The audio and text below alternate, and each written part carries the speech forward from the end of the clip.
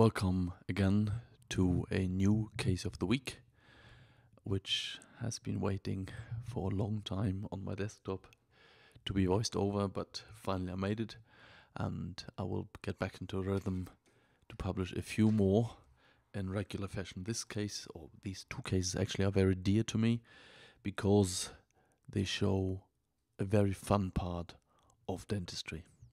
Of course, as always, a big thanks goes to, in this case, Florian, who's done a tremendous work in preparing the case, executing the case on the day of the operation, and then, of course, for the final result.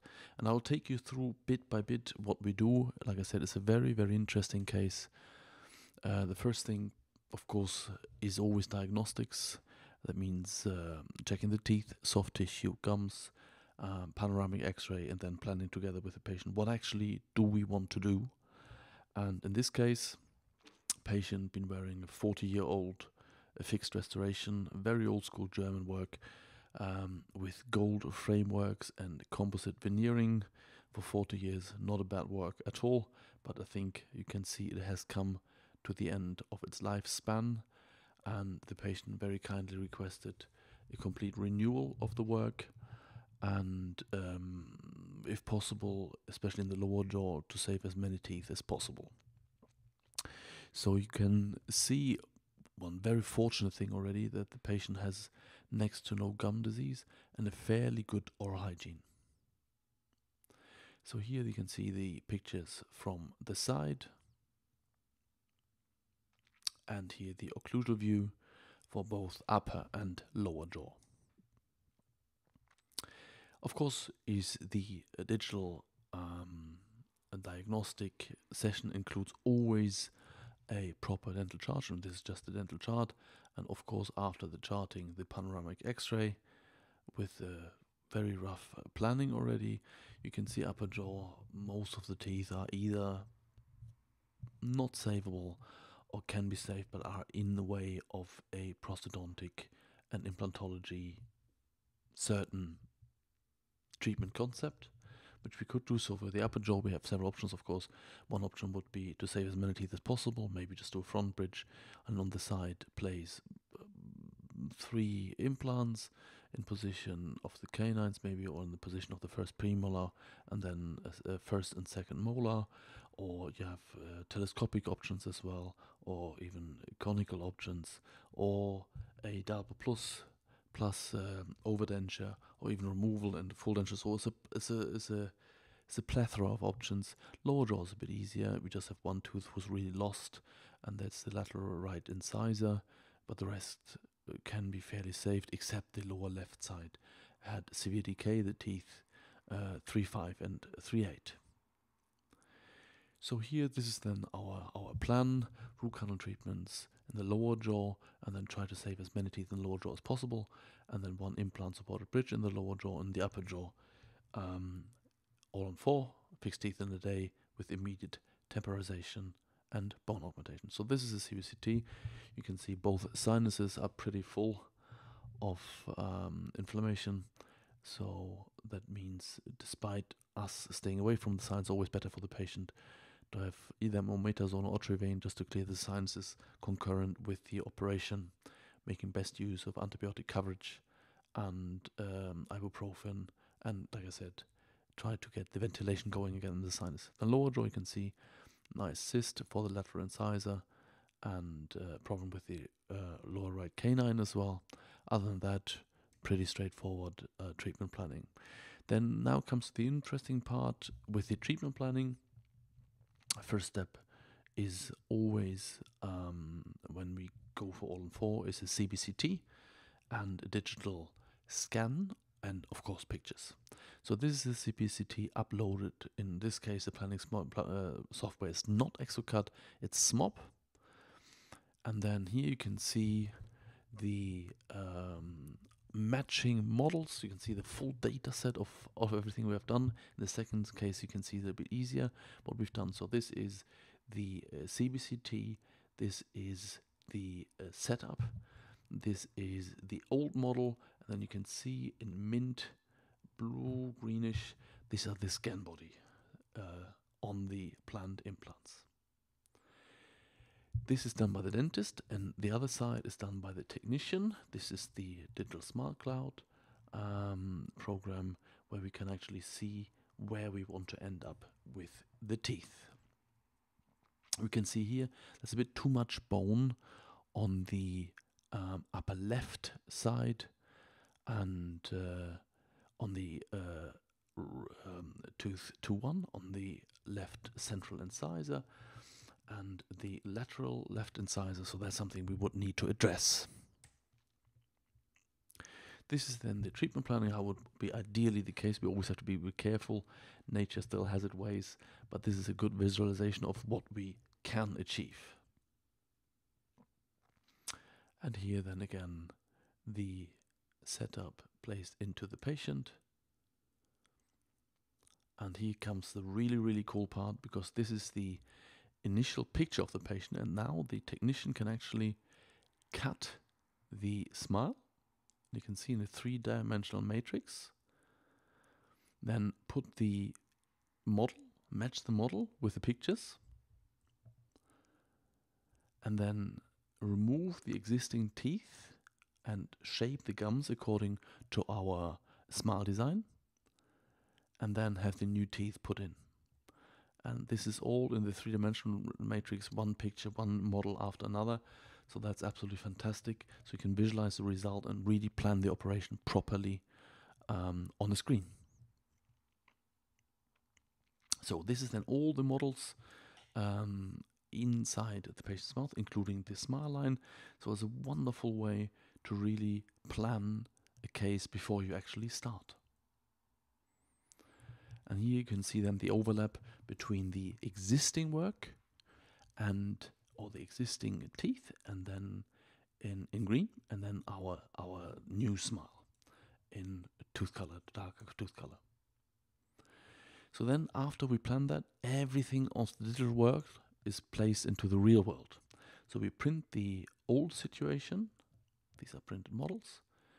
We mount them. We print the model of the reduced gums. And then, of course, we mill the temporary, which is then ready for the operation. Then you can see here, milled model again with the removed teeth, and then the temporary. And then we can go straight to the operation.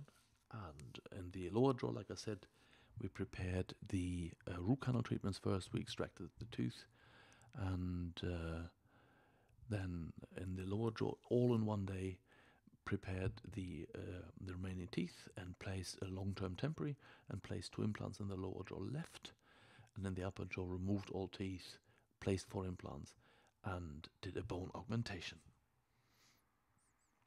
So this is then the long-term temporary in the upper and lower jaw.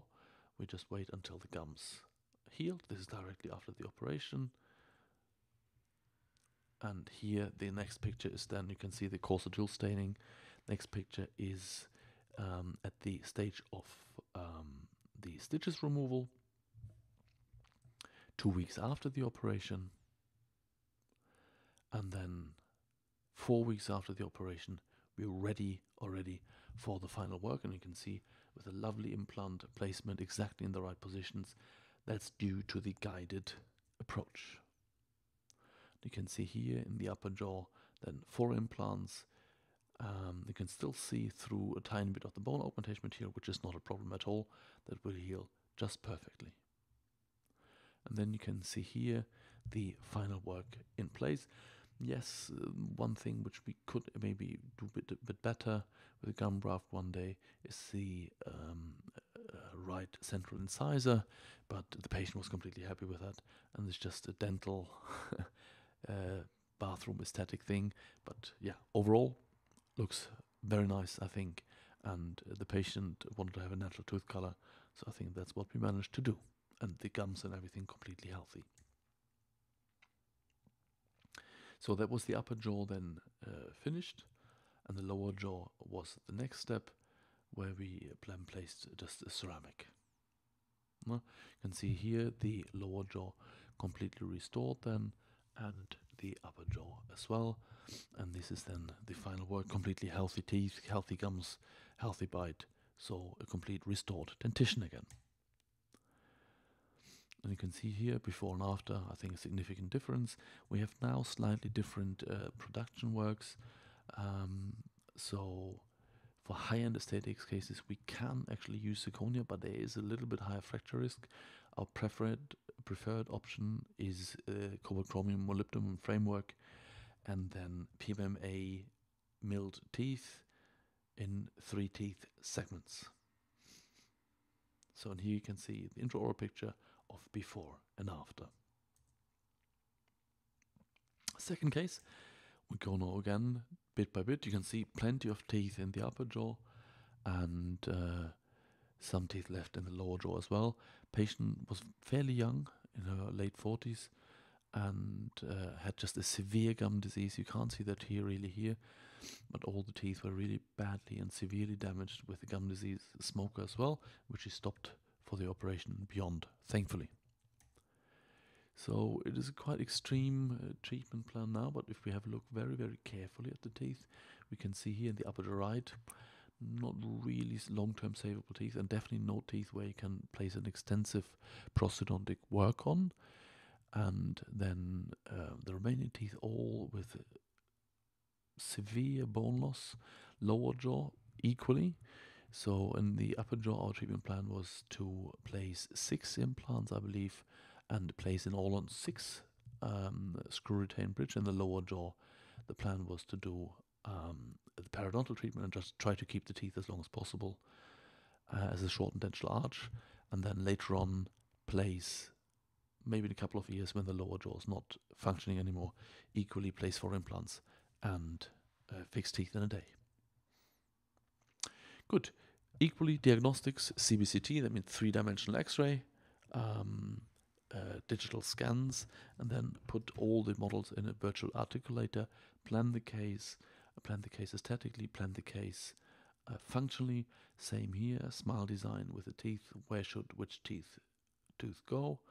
Then here you can see now step by step what we do. This is the imported CBCT, which will then be matched with the existing model we use for the implant guide. So you can see all the teeth have been removed with the exception of the second molars and the front central incisors, because it's always ideal to have some stability with the implant guide, either with teeth or with sleeves, MIS sleeves, and then pins which you drill into the bone. And this is then set up, superimposed, so that we can then properly plan our implant positions, which are here, and just try to memorize the implant positions, because you will see perfectly in a second what we do. And this is then the guide. So we design the guide, and this is then the scan, body scan, so we can virtually export the implant positions and can then actually prepare the temporary teeth in a way that the technician has it very easy to produce the temporary on the day of the operation. This is then the guide, and then we're ready for the operation. We remove all the teeth which have to be removed, with the exception of the teeth we need to stabilize the guide. Then open up, clean everything is always a lovely occasion to level the bone, make everything bright and nice and clean up, and then place the 6 implants computer guided, and then take the bite, do the bone augmentation, and close everything up. You can see here absolutely perfect positioning of the implants, and you can see later on as well with the temporary. If you remember, the implant positions on the computer are actually exactly the implant positions we have now in the temporary. And that's then the temporization, 2 weeks at stitches removal. And I think you can see pre-planning and guided surgery really pays off, as it makes the whole job enormously much easier. You can see here the work with the pontics nicely formed. It's very important that the patient has a good oral hygiene, and that's just then slowly getting ready for the final work. and this is the final work. I have to admit that I'm not entirely happy with the final work. I preferred the tempering, actually, so did the patient. But patient still thought is too dark, which I disagree with. And you can see in the lower jaw, build-up is starting again. So close monitoring and a very tight recall is very, very important. So in this case, I think the temporization was better. Final work is not bad, but we could have done a bit better with the technical work in that case. But before and after, still okay. And I would like to thank you very much for watching the video. And I think that digital dentistry guided implant placements are here to stay and is an absolute wonderful addition and opens up a whole world of good dentistry. Thank you very much for watching. Thanks.